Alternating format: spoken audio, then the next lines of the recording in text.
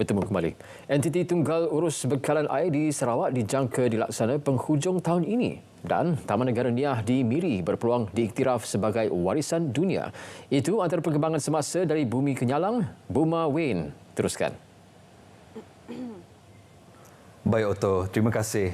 Sambutan Hari Raya Aidilfitri di Sarawak pada tahun ini disifatkan sebagai luar biasa. Timbalan Perdana Menteri Datuk Seri Fadilah Yusof berkata ia diterjemahkan menerusi amalan ziarah menziarahi dan kunjung mengunjung rakyat dari pelbagai lapisan dan latar belakang pada majlis rumah terbuka Hari Raya Aidilfitri para pemimpin di negeri ini.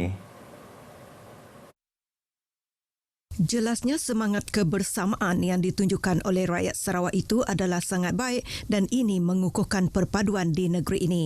Saya mengharapkan ianya akan kekal dan inilah asas kekuatan kita di Sarawak, iaitu perpaduan, hidup dalam keadaan harmoni, tak kira latar belakang kita adalah bersaudara. Dalam pada itu, rumah terbuka Hari Raya Aidilfitri beliau yang bermula dari 10 pagi hingga 4 petang meriah dengan kunjungan masyarakat pelbagai kaum. Turut hadir ialah Yang di-Pertua Negeri Sarawak, Tun Pehen Sri Dr. Wan Junaidi Tuanku Jaafar dan isteri Tok Puan Fauziah Muhammad Sanusi serta Premier Sarawak Datuk Patinggi Tan Sri Abang Johari Tun Openg dan isteri Puan Sri Datuk Amar Jumaani Tun Tuanku Bujang. Baik, sementara itu Timbalan Menteri Pengangkutan Datuk Hasbi Habibullah berkata sikap toleransi dan hormat menghormati antara kaum di negeri ini terus terserlah khususnya dalam memeriahkan sambutan rumah terbuka Aidilfitri. Menurut beliau, toleransi merupakan elemen penting untuk Sarawak terus membangun serta menjadi negeri maju dan makmur.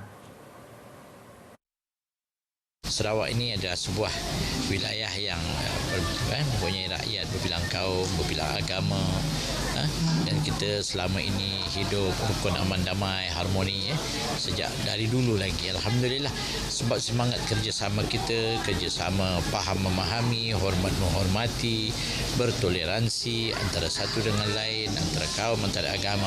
Dan kita bersyukur di Sarawak ini tidak timbul isu-isu tentang keagamaan dan sebagainya. Menurut ahli Parlimen Limbang itu lagi, tradisi rumah terbuka semasa hari perayaan perlu dikekalkan bagi mengukuhkan perpaduan serta persefahaman pelbagai kaum. Beliau ditemui pada sambutan rumah terbukanya di Dewan Kampung Bunga Raya di Limbang. Entiti tunggal yang akan mengendali dan mengurus bekalan air di seluruh Sarawak dijangka dapat dilaksanakan pada penghujung tahun ini. Timbalan Menteri Utiliti dan Telekomunikasi Sarawak, Datuk Dr. Abdul Rahman Junadi mendedahkan perbincangan untuk mewujudkan entiti tersebut kini sudah hampir selesai, terutama melibatkan penggabungan sumber manusia daripada 4 agensi air sedia ada. Agensi terlibat ialah Lembaga Air Kuching, Lembaga Air Sibu, Lembaga Air Kawasan Utara Laku Management Sdn Bhd dan Jabatan Bekalan Air Luar Bandar. Perbincangan telah pun ditemukan saya hampir 2 tahun yang lepas dan pada tahun 2024 ini dah hampir ke penghujung dan kita dimaklumkan bahawa insyaAllah sekiranya semua perbincangan dapat selesaikan, entiti air itu akan dapat dilaksanakan pada penghujung tahun 2024. Gabungan 4 agensi ini akan menjadi entiti tunggal mengendali urus tabir bekalan air untuk seluruh negeri seperti Sarawak Energy yang menjadi entiti tunggal mengurus tabir bekalan elektrik. Menurut Datuk Dr. Abdul Rahman, ini bagi memastikan urus tabir air berjalan lancar dan sistematik terutama selaras dengan saranan Premier untuk pelaksanaan sistem pendigitalan air di negeri ini. Beliau ditemui pada majlis rumah terbuka Hari Raya anjurannya di Kuching. Saudara, Sarawak optimis Taman Negara Niah di Miri diiktiraf sebagai warisan dunia pertubuhan pendidikan, sains dan kebudayaan pertubuhan bangsa-bangsa bersatu UNESCO dalam peringkat pemilihan akhir yang bakal berlangsung di New Delhi Julai depan. Timbalan Menteri Perancangan Bandar, Pentadbiran Tanah dan Alam Sekitar Sarawak, Datuk Len Talif Saleh berkata, walaupun tiada jaminan, namun peluang untuk mendapat pengiktirafan dunia tersebut amat cerah berdasarkan segala persiapan serta tindakan yang telah dilaksanakan kerajaan negeri selama ini. Declaration ini merupakan satu daripada preliminary meeting untuk Executive Committee yang terdiri daripada 50 negara UNESCO dan di New Delhi nanti merupakan pemilihan yang terakhir yang melibatkan lebih kurang 50 pencalonan seluruh dunia untuk disenaraikan di bawah UNESCO World Heritage ini. Beliau ditemui media di Majlis Ramah Tamak Aidilfitri di kediamannya di Kuching hari ini. Baru-baru ini beliau berada di Paris untuk perbincangan terakhir mengenai perkara berkenaan.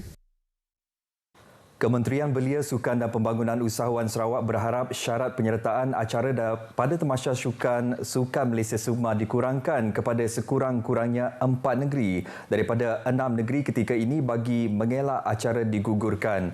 Menterinya Datuk Seri Abdul Karim Rahman Hamzah berpendapat pengguguran acara kerana kurang penyertaan akan merugikan negara untuk jangka masa panjang. Katanya negara akan mengalami kekurangan atlet pelapis yang perlu digilap untuk beraksi ke peringkat yang lebih tinggi sekiranya kurang mendapat pendedahan di peringkat Sukma. Tiap-tiap sukan yang digugur, negara rugi. Negara akan rugi kerana atlet yang dipimpin kita itu tidak dapat.